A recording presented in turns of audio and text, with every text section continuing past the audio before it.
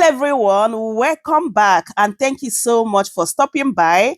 My people, National Publicity Secretary of Afenifere has come out and blasted Tinubu reforms as well as illegal arrests of the End Bad Governance protesters and NLC President AJORO.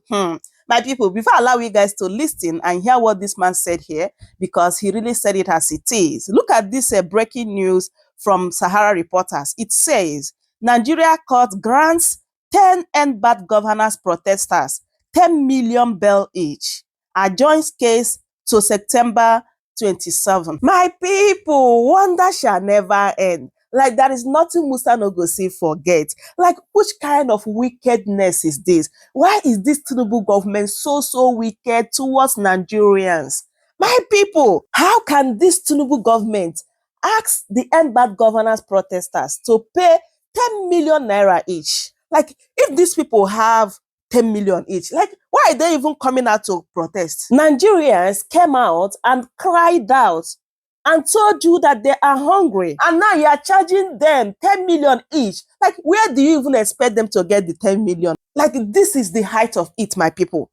Who is advising this Tinubu government? Why is these people always going to the wrong path, wrong direction? Indeed, this Tinubu government, they are really pushing Nigerians to the wall, honestly. And one day, Nigerians will react. Just as this man said here, that this Tinubu administration, this Tinubu government is definitely leading to the anarchy. And this is what we are experiencing right now, my people. Hey, if you mistakenly come out and criticize this Tinubu government, hey, they will just, ask the security agents, they will come and arrest you, say that you are doing this, you are doing that. So they are making sure, that no one criticizes them, no one opposes them in any, all this nonsense policy they are making. And this is the reason why they are after the president of NLC, AJORO, because of the price of fuel they increase, because they don't want anybody to say anything about it. They know very well that Nigeria, they're going to come out to protest. That's why after the End Bad Governance protest, look at what they're doing to the protesters, just to put fear in Nigeria so that no one will have courage to come out and protest again.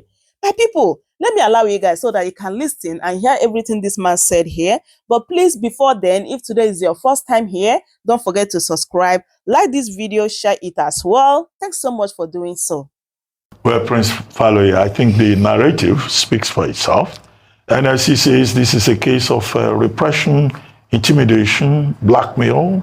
Government says nobody is above the law, and that there was a prior invitation to Comrade AJORO, and he decided to snub the DSS. So they thought they have an obligation to make him to respect the laws of the land. Is there an Afenifere position on these latest developments? We are concerned the way this government is going. Not only the NLC president is being harassed, but we have hundreds of people in jail who are being prosecuted for treason for partaking in the hunger protest. Now, how do you charge people for treason for a protest against them? The destruction of their economic livelihood. At the same time they went for AJORO, they also went to Serap. So, is that the same case with Serap? And we've seen there was a journalist called Shoyinka who came and was arrested. Yes. So we are moving back to the days of Abacha if we were not careful. And that's why we are very concerned, and we are asking for the immediate release of those who are locked up for treason. Even if you're violent during protests, you could be charged for willful destruction of property and other things, but never treason. And the question that we have to ask is that, who is even treasonable here? Because what would Nigerians are actually facing, the economic sabotage, because I would say it's economic sabotage when you have cut our real wages by over half. There's inflation. And this is, they keep on telling us it's economic reforms, whereas we see it as economic sabotage, even bordering on economic treason. Because, listen, we have, the main problems we have in Nigeria are the imports and petrol. Now, out of our imports, 1/3, at least about $21 billion is spent on importation of fuels and oils. The second highest ticket is on vehicles. Now, this is a government that came in, and you know that within 100 days, we would have expected that at least 55% of that import bill could be taken care of.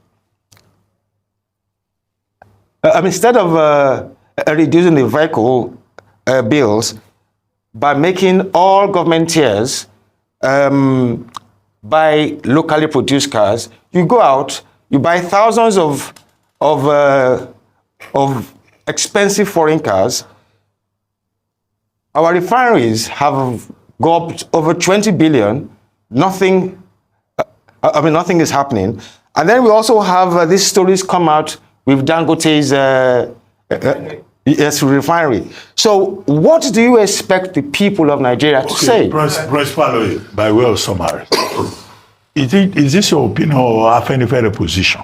Because you are saying that the Tinubu government is sabotaging the Nigerian economy. It is. You are saying that they are guilty of economic treason. Yes. Is it your personal opinion as Prince Faloye? No, or that is the position of Afenifere? No, it's something we have discussed, and logic shows it that there was a way that the government could have resolved these economic problems. In Tinubu's manifesto, on page 34, 36, I think he said categorically that he would not remove these subsidies until refineries come up. Now, you're coming up with these foreign institutions pushing free market principles, which don't apply. Because in the first place, you are the monopolist supplier of foreign exchange in Nigeria. You supply over 80%. So the value of Nigeria indirectly is tied to you. It depends on how much you supply that we're going to have. If you increase the supply today by 300%, definitely the dollar would fall by at least 200%. Same thing with the petrol. You are a monopolist. You are the ones who are supplying it. And so if you do something that is against our national interest, our national economic interest, then it's tantamount to economic treason. Okay. All right, so, from your stance, I want to assume that Afenifere was in support of the End Bad Governance and yes, that protest. Okay, so you were. Did you march? Did you go out to protest? Did you support protests? The young guys, the younger ones did. I'm nearly 60. I won't be. No, everybody of all ages went out to protest. I don't think it was. We saw people. And we saw what happened with the Lagos protest. They were beating. They were beating journalists. They were beating. They were harassing people. Yeah. They spent billions bribing people not to come out. Billions, that's interesting. But let me ask about, yesterday we had the NLC publicity spokesperson come here, Mr. Benson Upap, and he had said that it was as a result of, it was a distractionary move by the government with this whole Mr. Àjòrò issue because of the recent hike in petrol prices and the protests of NLC as a result of that. Now, verbal protest, they said that the action will be taken maybe by the 1st of October or thereabouts, but that this is meant to distract them and the people from facing that issue. Do you agree with his sentiment? Or that where Mr. Bayo Onunuga through that statement has said, no, it's not a human rights violation. The president himself is pro-democracy. He himself had marched out in protests at different times. Do you think, what do you say about both sides of the story? You see, even the president and APC, because they come out and say there's some foreign involvement, they were being sponsored. But APC and the government, we know in 2014 when President Jonathan came out and said they were being supported by foreign institutions, and we know that millions were paid to push the corruption awareness program. Nobody arrested them for treason. So how can you now come back and say, even if you had some foreign sponsorship, which happens with all the CLOs, you understand, there are no weapons being exchanged. It's not a matter of ideology. People are hungry. So how can you keep nearly 1,000 people, as we hear, in prison on treason? So the government tries to distract us from the real issues by these things, or Yes, they're just and intolerant? After the protest, we've also had another increase. So what we're now having is we're having different types of distractions, and the prices keep on going on. People, and even the dollar is rising against naira, and the pound. You understand? Yes. So that is also going to feed into inflation again. So and we also have high interest rates, which has destroyed our economy or keeps on. So employment is increasing. Rather than tackle the issues. They are not tackling the issues. They'd rather distract. And they're saying that there's an economic reform. What reform? Can they specifically tell us which specific industries do they expect to grow from these reforms? When you see how you can cut the petrol and car importation, which is over half of our import bills, you're not addressing those. And then you're now going in and making everybody's life difficult. I mean, for the last 20 years, Afenifere has criticized the way Tinubu has been ruling, because we are social welfareists. And we believe in making life abundant. Even in Lagos, he didn't do it. You understand? Lagos would have collapsed under Tinubu if not because of the import market that we have here. It is not because of what he has done. No, but they said he did. He's the father of New Lagos. Oh. That he put every blueprint in place to make Lagos magnificent. Oh, and I guess that when he came into Lagos, they said Lagos was a shithole. He transformed Lagos and turned it to paradise. That's what they said he did. Well, you can tell that to the man in Maduguri, but we that live in Lagos know that Tinubu didn't do anything well in Lagos. What?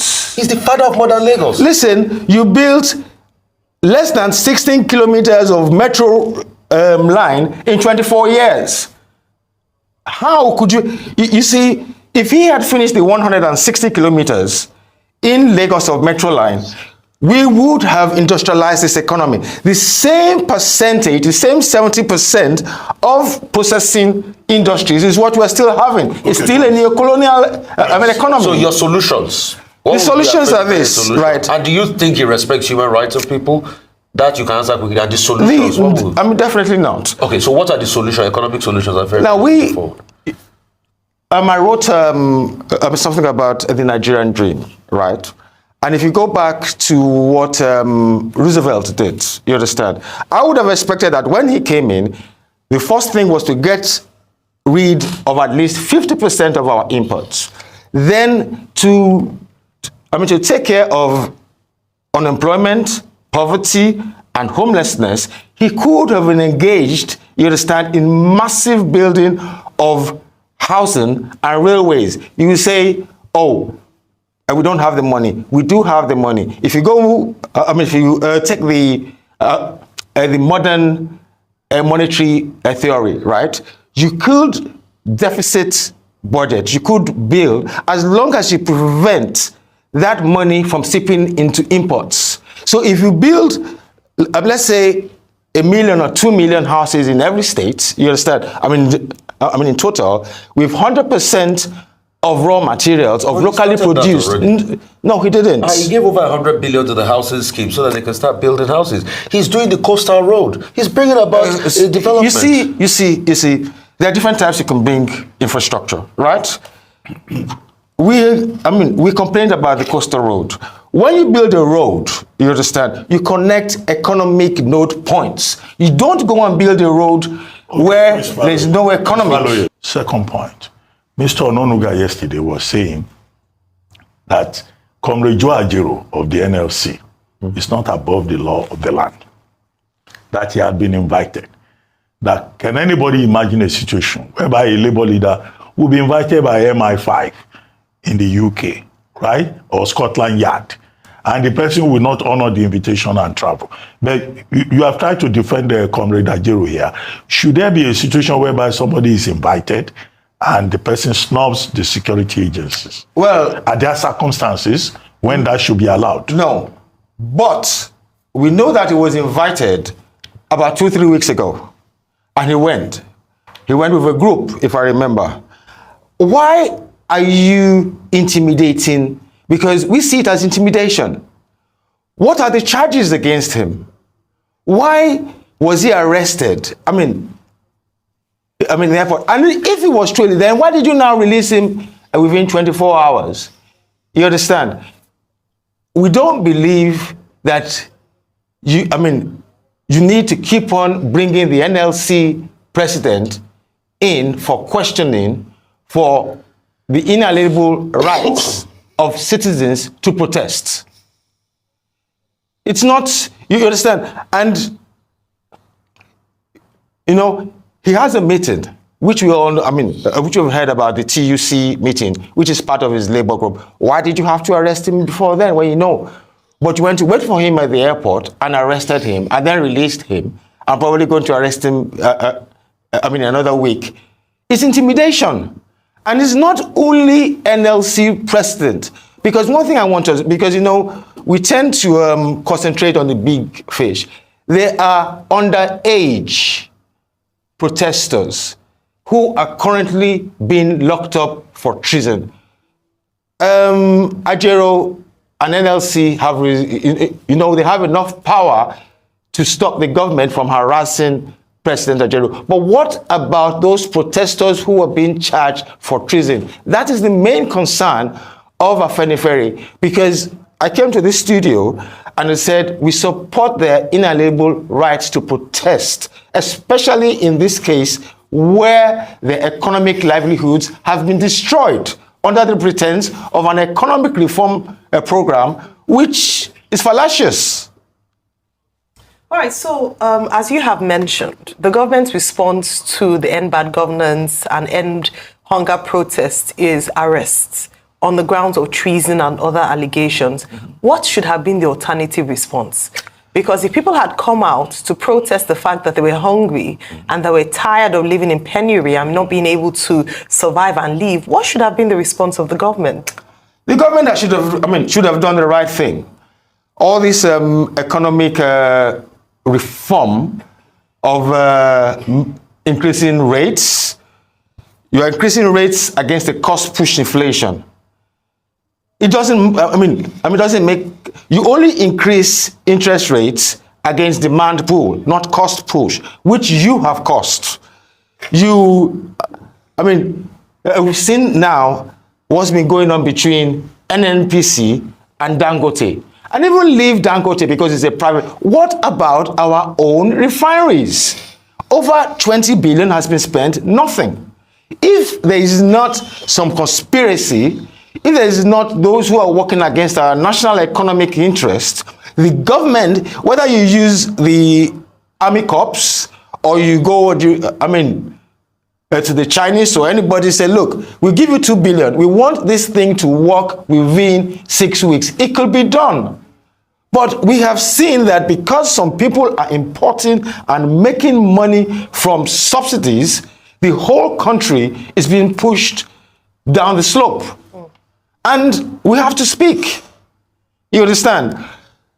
And the F1 tree is now, you are now charging those people for political, treason. For treason. Are you concerned that this would gag the Nigerian people from coming out to speak out against bad governance? And are you also of the opinion, because they've come out to say that if you're not happy with our current structure, wait for the next election cycle? Should Nigerians wait for the next election cycle? Well, you see, the problem is that the election cycle, even without it being restructured, the people do not have confidence that even the next electoral cycle is going to be true and fair. So the question is, should they wait and suffer at least for the next few years before change comes? How long can you go on hunger? I think if you look at medically, you can only survive a week without food. Now, how long are these people going to, you understand? To them, to the majority of Nigerians, is a political class. Because we went through this with Buhari for 8 years. And then we started this, which is far more worse, you understand, within 1 year. And you're telling us economic reforms. What economic reforms are you making? What you should have done is bring down our import bill by at least 50% within 100 days. You didn't do that. How would you have done that? How we would have done that? Yes. By make sure, like I said, 33% of that import bill is based on on fuels and oils, Yeah. which we can produce here. You understand? Which our refineries and this refinery could produce, and which even he said in his manifesto that he would not remove until those refineries work. So if a serious government comes into power within 100 days, I expect those refineries to work.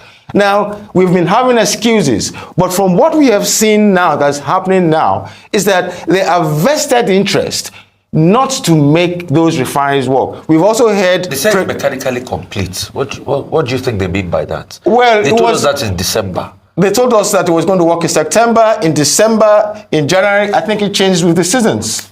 So it keeps changing positions. And because even General Obasanjo, President Obasanjo said that there's a problem with this subsidy, with these refineries. There are those who are working against Nigeria's economic interest, and that is economic sabotage. Do you think President Tinubu can fight those people and defeat them? Well, so why is he there? So he should be able to fight them. He should be. That is his duty. His number one duty is to protect Nigeria's economic interest, regardless of who it is. Okay. Another question I would like to ask you is, you said reduce our import bill by about 50%. It's a highly import-dependent nation. No, it's not. You've talked about fuel. No. It's not. Almost we everything. only have even 16% of our GDP is based on imports. That's the GDP. That's our GDP import ratio. And we have countries. Our medicines, the way we make our medicines. You see, even when you look at the medicines, when you look at, they are nothing compared. The way we make our equipment here. Even that equipment, you understand. I have mentioned to you that 2/3 of our imports. We still import maize, yes. We still import food. Yes, and all the food is 10%. We're not seeing rice sufficient. You see, that is 10%. Yeah. We have 1/3 fuel. Yeah. We have 20% cars. That is 54%. When you come in, cars locally. We produce cars locally. Yeah. So if the government had come in, does not even drive a Nigeria-made car. You see, now if the government had come in and said all tiers of government should use Nigerian cars, could you imagine the impact on unemployment? Because they would have to grow. It would have solved our unemployment problems. So you can see that while our issues, 55% of this import could be wiped off within 100 days, but you now put the whole country into this false narrative of free market, and we know where this, and the only reason why they're doing this, and I have to say this, is that they're working with some financial institutions, international funds, and this year alone he's taken about $12 billion. What for? Because these international financial institutions do not give us loans for developmental projects. So you talk about supporting a party or forming your own party. If you were to support a party in the interim before you are able to gather, what party would you be supporting currently? Any party that pushes our cardinal points. Have you identified any of them so far? We are in the process. Okay, so you out of the understand? current In the last parties, election, we supported Peter Obi based on the cultural justice of the rotational and he also agreed to restructuring. And going back to the Àrre as well, they too have come out that they need restructuring, and we're looking to that yes, we will work with anybody in Nigeria that wants to restructure the political landscape of Nigeria, to devolve power to the lowest. And that's not. That's not political. So that's just pure economic. You're currently in talk with Àrre. How about? No, we're not in talk. Okay. But we've read the statement and we appreciate it that at least they too can realize that. I mean, from the statement, they talked about insecurity and about the economic problems. So yes, at least, because initially we had 4 regions who were pushing for restructuring. But now they two have now come out and say, yes, we want restructuring. It's a very important question. And it's going to be the question about this protest, this August protest. And this talk about trying to lock children up for treason. I'm bringing up that issue because it has set a very bad precedent in our country. The criminalization of protest itself, it's a replica of the days of the Abacha. Of the Abacha days, which frontline people, probably a united Afenifere, were part of those that also said, no, this shouldn't be the case.